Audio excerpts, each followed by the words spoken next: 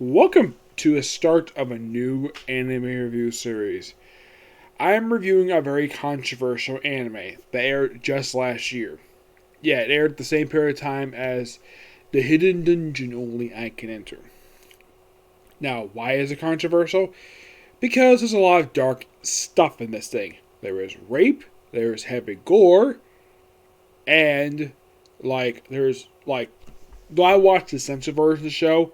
In the uncensored version, there's tons of nudity. Lots of it.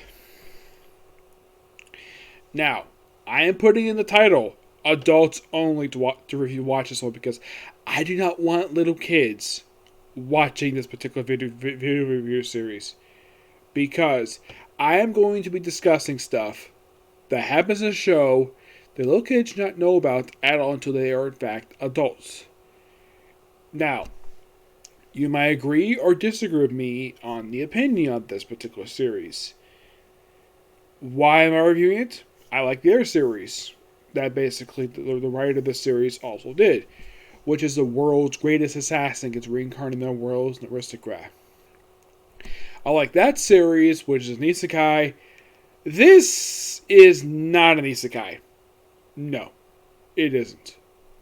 The only kind of connection to isekai is the main character time travels.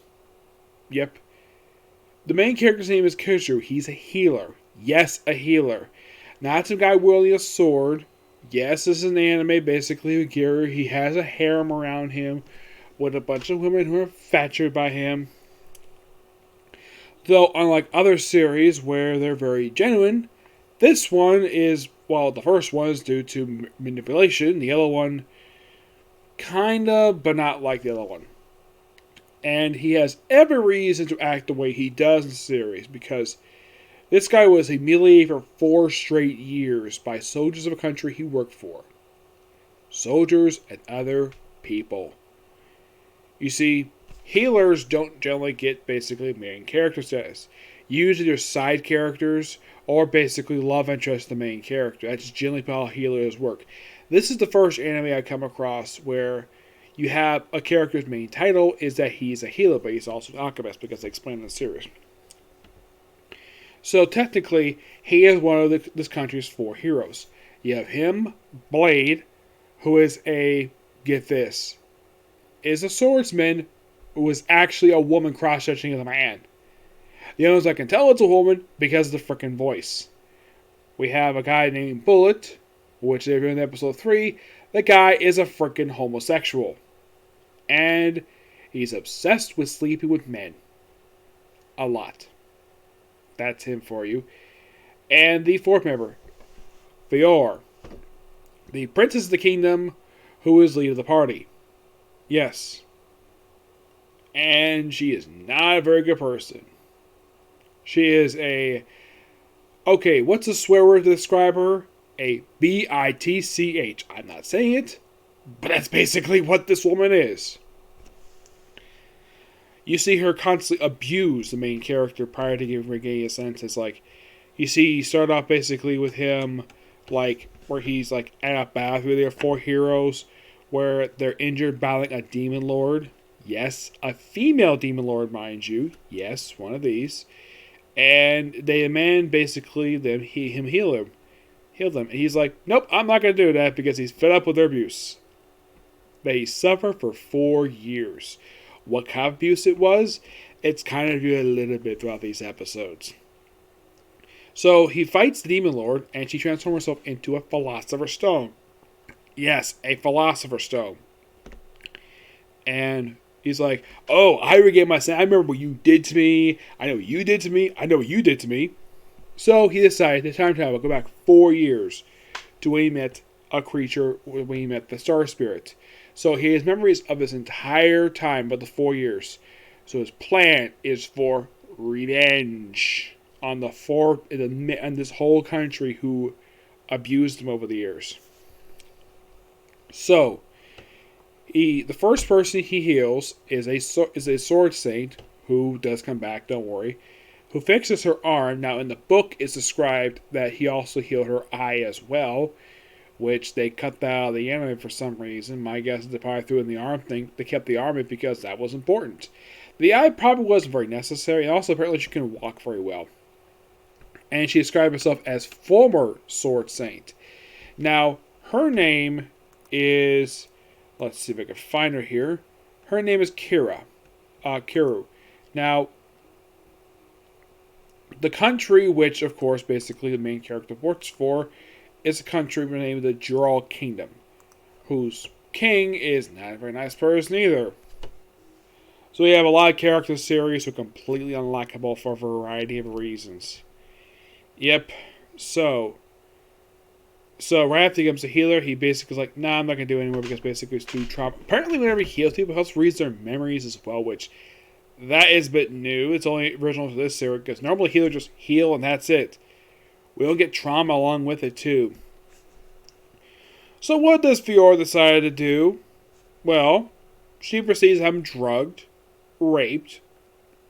Well, first, basically before the drugs come in, she has 3 of the maids sleep with him. Not kidding about that.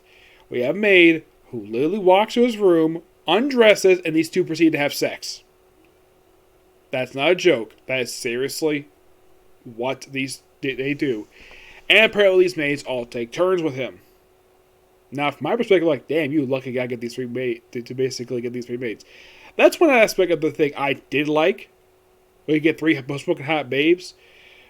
Like, beautiful maids. Perfectly fine. Then came right afterwards, like, after whatever session he basically is going through, he had to get a collar put on him, and he's basically forced to have these drugs. This purple drug he's forced to have, and he begs like a dog. At some other points, he's stripped butt naked, just to amuse Fiora. And at various guests in itself, basically various men that rape him. Like, oh my gosh, seriously. It's a good thing to watch Sensiverse. Like, my gosh. Yes. Now, I know you're probably thinking, Nick, why are you describing this stuff for? It's how I review stuff. That is how I do things.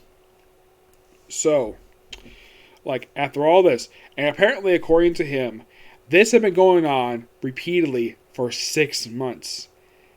And then, of course, she had one visit to his cell. By the way, he's actually in the cell for... Did he commit a crime? Not really, no. He refused basically to do his job. So basically threw him in jail and forced him drugs. And eventually he regained his senses. And then he proceeds to have the captain of the guard come into his cell. No, he doesn't do anything to him at all, despite the fact he works for the queen. Or the princess. And then they arrange... Like, they basically wake the princess in the middle of the night. Like, oh, he's escaped. Go find him. And eventually he's found, but you think this is him. But Leonard, that's the captain's name, asks, I'd like to tell you something. I'd like to do it in private. He says something about you. And she's like, okay, go to my room. And she's there with 2 guards. And she's like, okay, what did he say? So he's like, okay, cool. And then he proceeds to take out his sword and decapitate both the 2 female guards in the room. And then he walks over to her and rips her dress. No, seriously, that's what he does. And it's a good thing watching this version because I'm sure probably in the uncensored version we're seeing probably her breast. Basically, it's, well, her outfit plus her let's say her panties. And I know basically, like, I'll just stop here, basically, because I'm describing a rape scene. But this is literally what happens. In the book, this happened too. So, yeah, I know that Goblin Slayer got flacked, basically, for having a rape scene in that one, in the first episode. And Skeleton of the World, yes. This one, the whole type of stuff like this is probably normal for the series, but I've only read the first book. So then he's basically trying to use her with 2 dead bodies in the room. Yes. And then he proceeds to, he proceeds to beat her.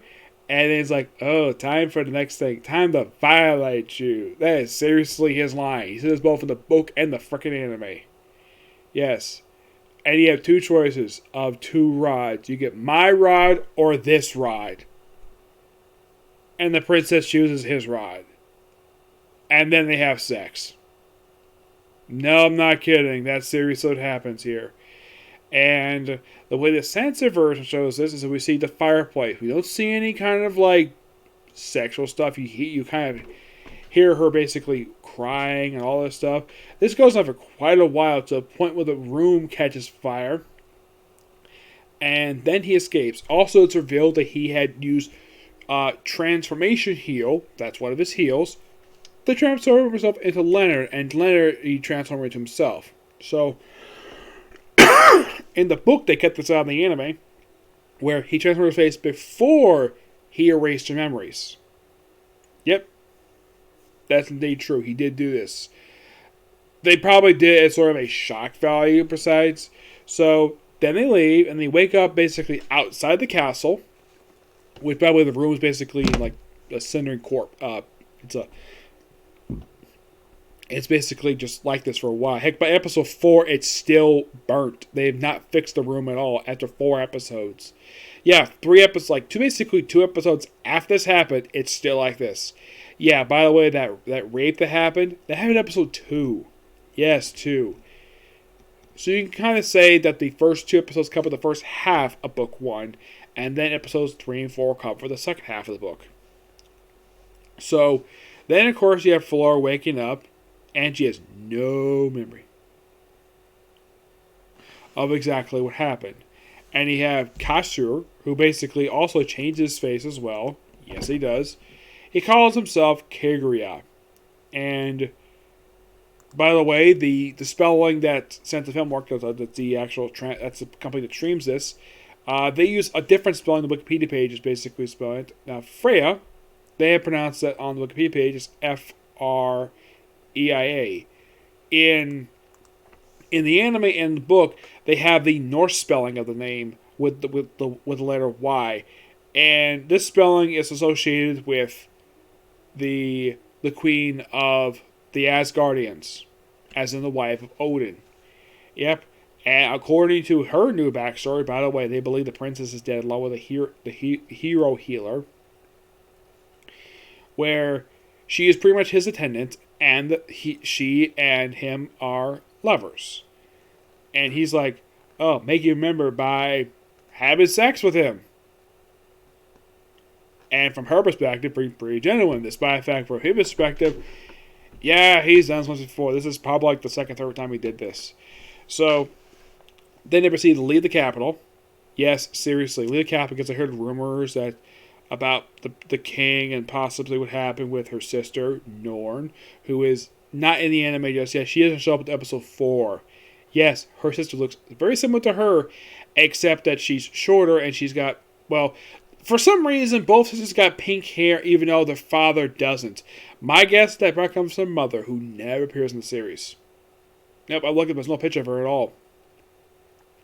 So, they leave town, and they go to another town where apparently the town suffered through a plague. There's people getting sick off of like some kind of like strange disease, as what they call it in the book. The anime they refer to as a plague, and it turns out it's in the water. Yes, the water basically is poison. What causes, you might ask? Well, that's not explained to the very next episode what caused this. Yep. So, Kaisu comes to the interesting idea to develop a cure basically for this, and works with a very shady merchant who seems like a very noteworthy merchant in this town. And he develops basically a cure, and he sells it for a pretty high price. And the first payment he gets from the first set of cures he develops, he buys himself a slave. Yes, the second anime I come across where the main character buys a slave. What type of slave does he buy? Well, the scene itself looks very similar to what I saw in Rise and Showed here, which I'm going to discuss that soon. Where he walks through, and he comes across basically damaged ice wolves. That's basically what refer to these type of. They're demi-humans who basically have wolf traits. They basically like wolf ears, wolf feet. They even got a tail. So he finds one, and suspects basically thinks healing should be really good. So he basically buys her the spot, and takes her back, and then basically for the next couple of days administers the cure to her via a kiss.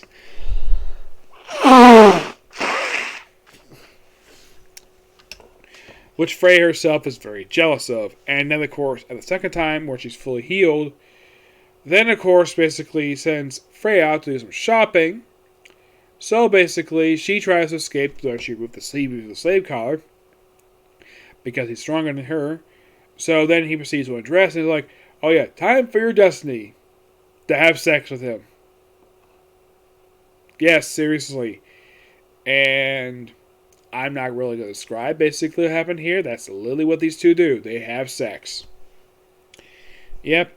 And basically, he's going to be revealing her true name, which she doesn't do that until the end of episode 4. Mm-hmm. So basically, the plan, he reveals some information he got from Leonard when he was basically looking through his mind, where apparently the soldiers of the country who have been posing as mercenaries decided to kidnap these these ice wolves, and sell them to slavery just cause. And then they go and try to basically protect them by basically having where, let's wait like last minute, have him reveal himself as the sword hero, the hero of the blade, heroes the sword, and he proceed to beat the crowd a good number, and kills a lot of them, basically a lot of decapitations, slicing in half. Then she comes in, basically does her own thing. And then after this, basically, then they reveal exactly what caused the poisoning. A rotting monster corpse in the water. He heals it, and then afterwards, him and Cessna have sex again, where he reveals her true name to him. Then was like, no, these two have sex because they show their clothes on the ground. Yep, that's literally what happens here. And they reveal her true name to her, basically has full control of her.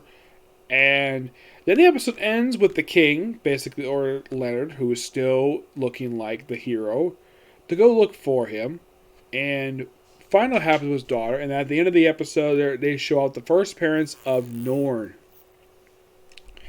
who just is crazy her sister. Yep. Oh, they did cut out a scene from the anime.